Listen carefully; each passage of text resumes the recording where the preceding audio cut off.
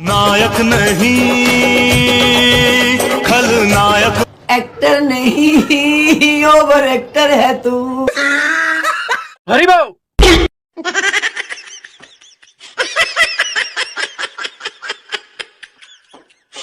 ਚਾਚਾ ਹਾਂ ਕਾਸ਼ ਯਾਰ ਕਦੀ ਐਨੇ ਪੈਸੇ ਹੁੰਦੇ ਕਿੰਨੇ ਆ ਜਿੰਨਾ ਰਿਸ਼ਤੇਦਾਰ ਸ਼ੱਕ ਕਰਦੇ ਨੇ मेरा बर्थडे आ रहा है दोस्तों, तो प्लीज मुझे दुल्हन गिफ्ट करें।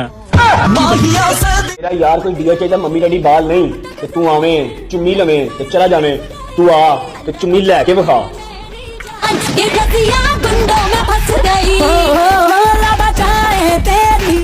कमीज पा लै क्यों जी और तेरा जिस्म देख के मैनू मेरी दादी याद आन लगी, वो भी बॉडी बिल्डर सी।